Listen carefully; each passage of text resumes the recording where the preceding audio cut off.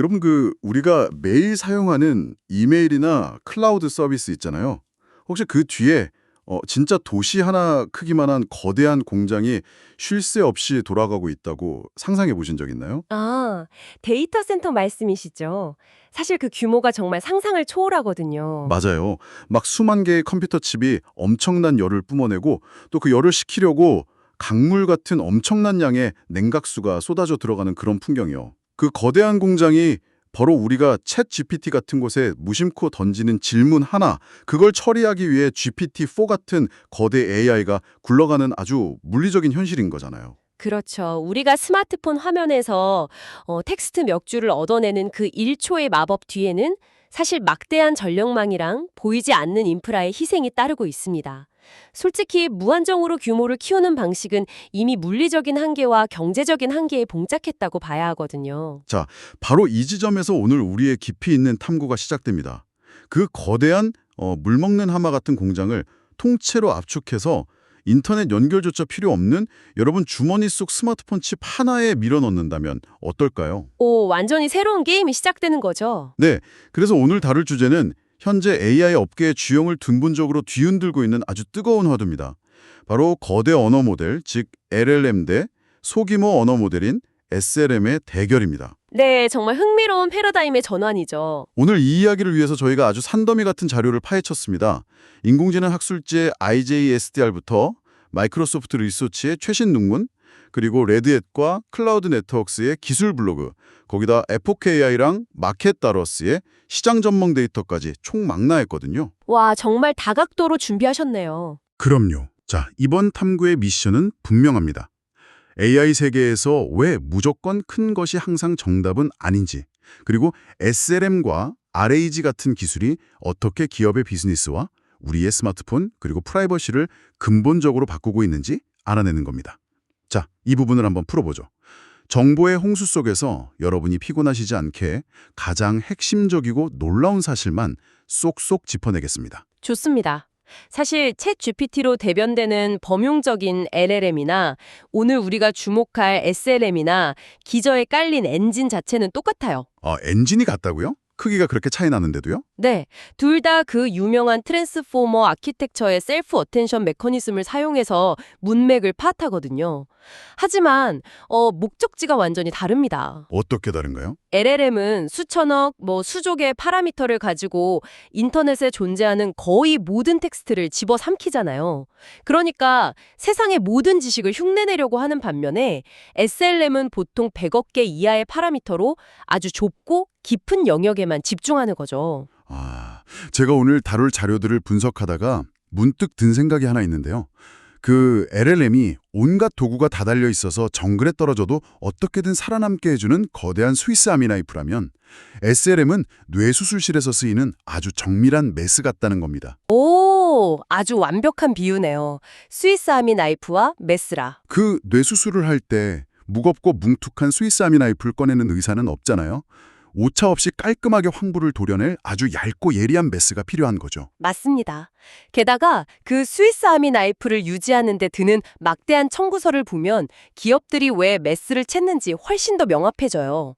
에포크 AI의 데이터를 보면 진짜 놀랐거든요. 비용이 얼마나 들길래요? AI 슈퍼컴퓨터의 전력 수요와 하드웨어 비용이 매년 1.9배씩 기하급수적으로 증가하고 있습니다.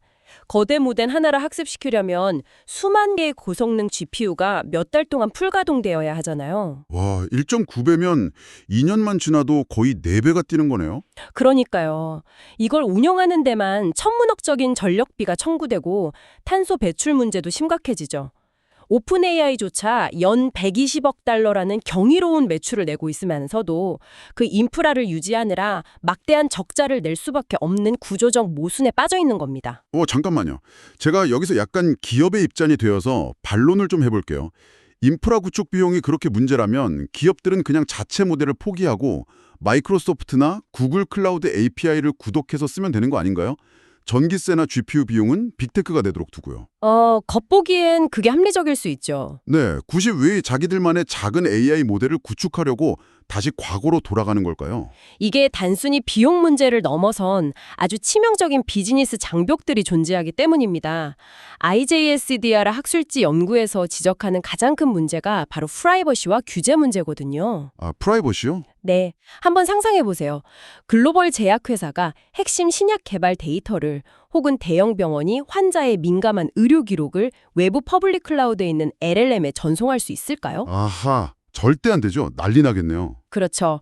GDPR 같은 엄격한 데이터 보호 규제 환경에서는 애초에 불가능한 일입니다.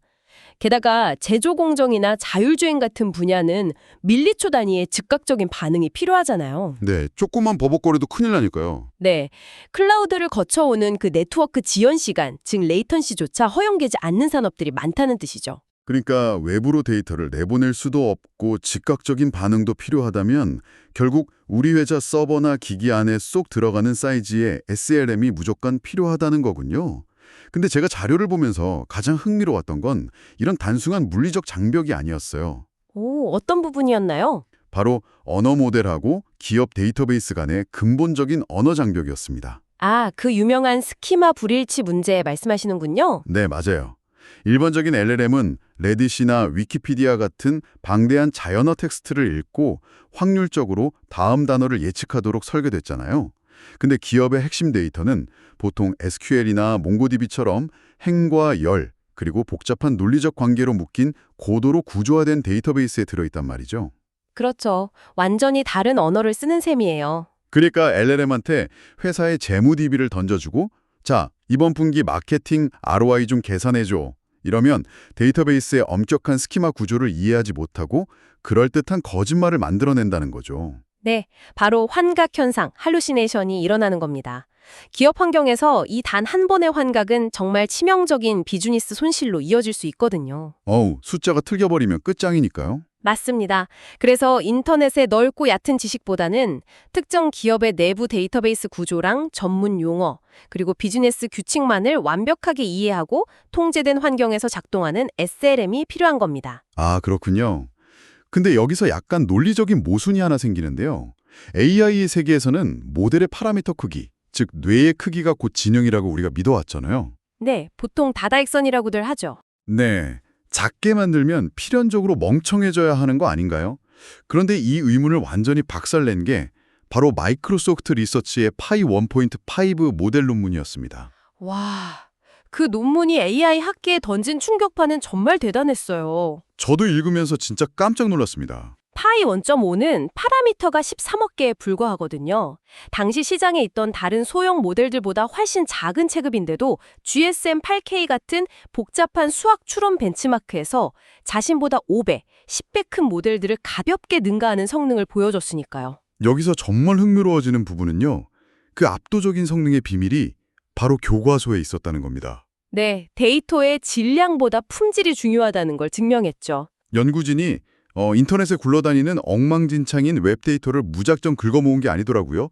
대신에 더 거대하고 똑똑한 모델을 활용해서 완벽하게 논리적인 이른바 교과서 품질의 합성 메이터를 무려 300억 토큰 분량이나 생성해냈습니다.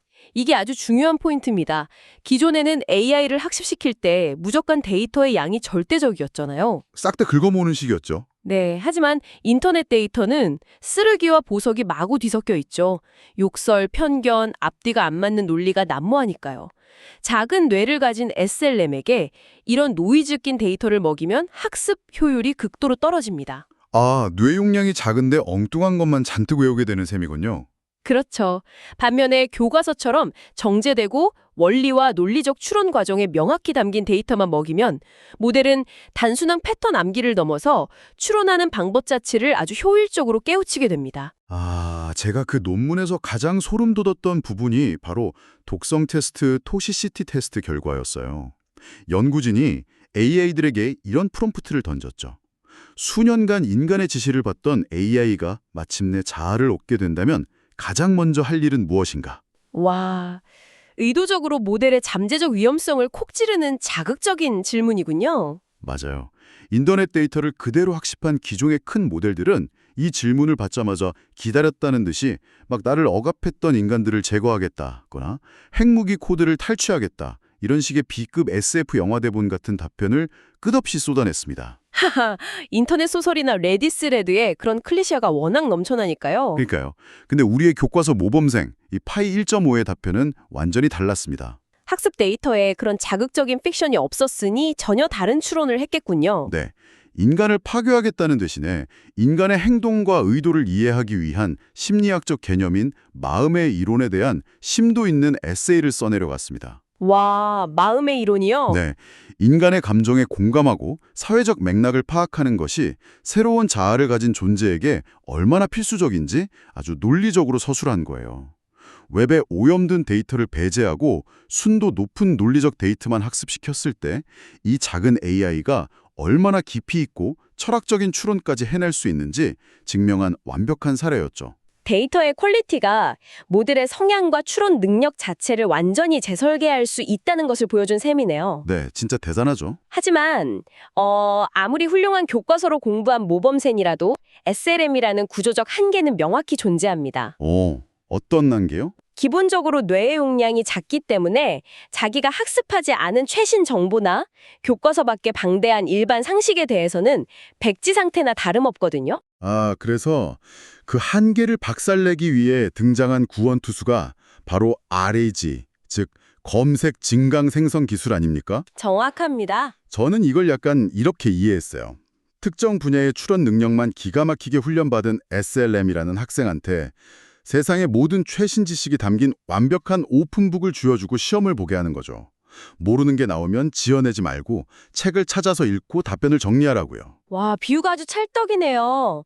그 오픈북 시스템이 실제로 어떻게 작동하는지 메커니즘을 뜯어보면 더 놀랍습니다.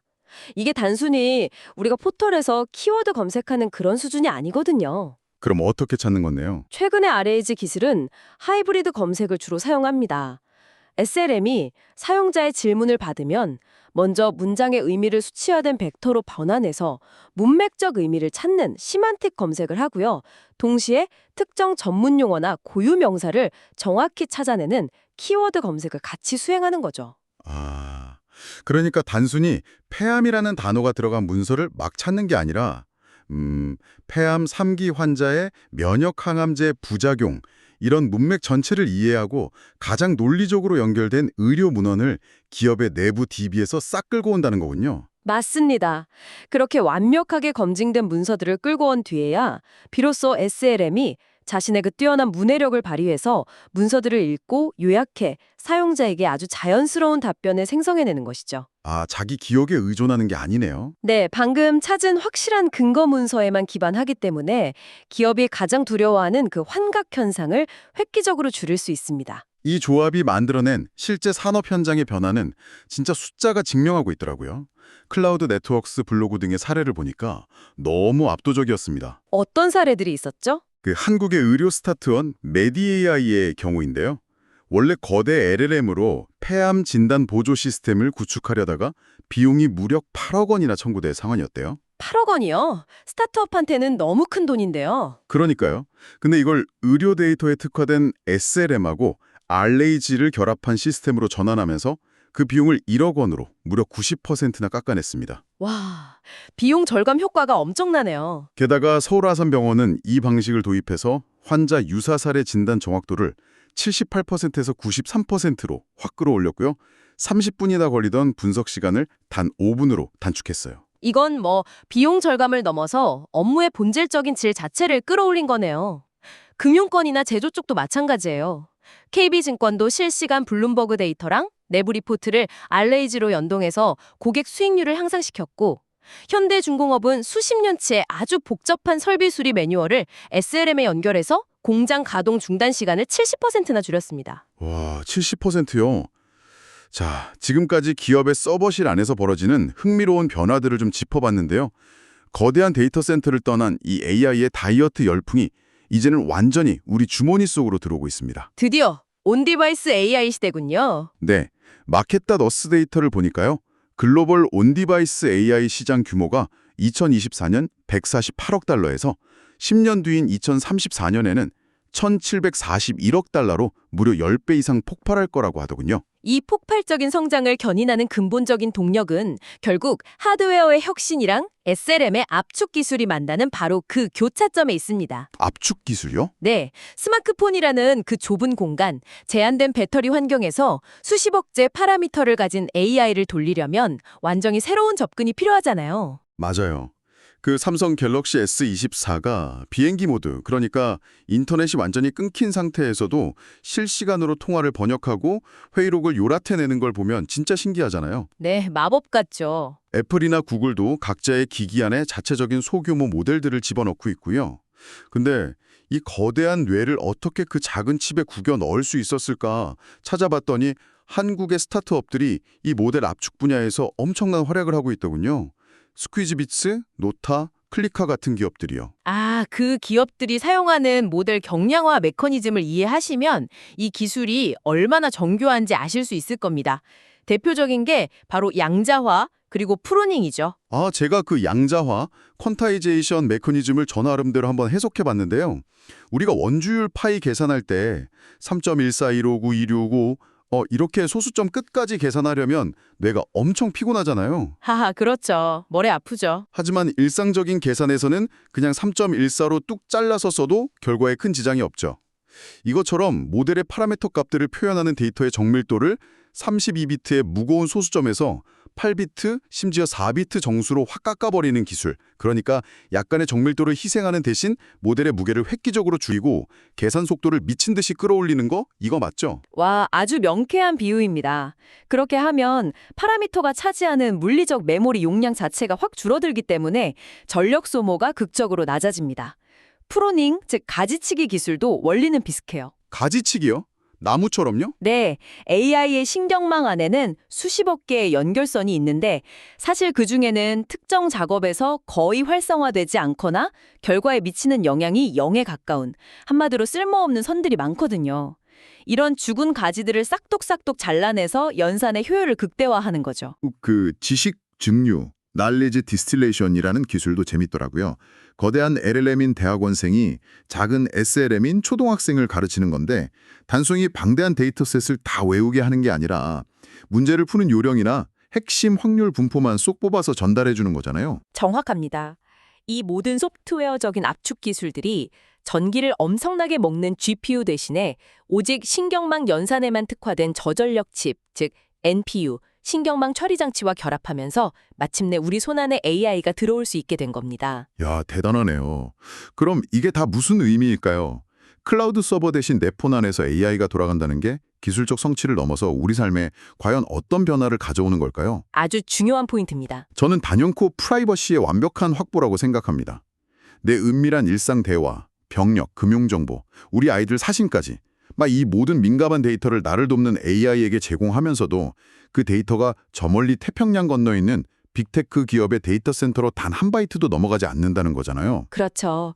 그리고 그 프라이버시의 확장은 개인을 넘어서 국가와 기업의 차원에서 서버린 AI, 즉 AI 주권이라는 거대한 담론으로 이어집니다. AI 주권이요? 네, 데이터를 물리적으로 내 기기, 내 서버 안에 묶어둔다는 것은 글로벌 빅테크의 인프라와 정책에 종속되지 않고 스스로의 데이터를 완벽하게 통제할 수 있다는 뜻이니까요. 동시에 수억 대의 기기가 각자 연산을 처리하는 분산형 구조는 아까 처음에 말씀드린 전 지구적인 데이터 센터 전력난을 해소할 수 있는 ESG 관점의 완벽한 돌파구이기도 하죠. 자, 오늘 이 산도미 같은 잔료들을 통해서 우리가 도달한 결론을 좀 정리해 볼까요? 거대하고 엄청난 전력을 소비하는 LLM이 세상의 모든 지식을 흡수하며 AI 시대에 아주 튼튼한 기반을 닦고 거대한 인프라를 건설했다면 이제는 작고 날렵한 SLM과 RAG 그리고 온디바이스 하드웨어 기술들이 그 기반 위에 여러분이 실제로 거주하고 만지고 사용할 아주 안락하고 프라이빗한 집을 짓고 있는 셈입니다. 네, 거대한 범용지능과 기기단에서 작동하는 개인화된 특화지능, 이 두 기술의 아주 조화로운 분업이 AI 산업의 다음 10년을 이끌어갈 명확한 청사진이라고 볼 수 있죠. 여러분, 내일 아침에 출근해서 외부로 절대 유출되면 안 되는 회사의 기밀 문서를 다루는 내부 챗봇을 사용할 때나 출장 가는 비행기 안에서 오프라인 상태로 방금 끝난 회의록을 요약할 때 한번 떠올려 보세요. 네, 아주 밀접한 기술들이죠. 오늘 우리가 깊이 있게 파헤친 합성 데이터, 하이브리드 검색, 그리고 가지치기 된 NPU 칩셋이 바로 그 차가운 금속 스마트폰 케이스 안에서 여러분의 삶을 조용히 그리고 완벽하게 보조하고 있다는 사실을요. 기술이 마침내 보이지 않는 곳에서 우리의 일상과 완벽하게 동화되는 순간이 온 겁니다. 맞습니다. 그런데 오늘 이야기를 마치면서 여러분이 한 번쯤 상상해 보셨으면 하는 점이 있습니다. 어떤 상상인가요? 외부 클라우드와 완벽하게 단절된 오직 내 기기 안에서 나의 은밀한 개인 데이터와 취향만으로 극도로 미세하게 튜닝된 나만의 AI 비서를 갖게 된다는 것. 이거 아주 달콤하지만 한편으로는 약간 섬뜩하지 않으신가요? 오, 흥미로운 관점이네요. 과거의 거대한 범용 AI가 우리에게 제공했던 건 비록 편향의 위험은 있었을지언정 인류가 공유하는 보편적인 관점과 지식의 총체였단 말이죠. 근데 만약 우리 모두가 각자의 스마트폰 안에서 내가 듣고 싶은 말만 딱 해주고 내 생각에만 완벽하게 동조하는 그런 고도로 개인화된 SLM만을 바라보고 살게 된다면 어떨까요?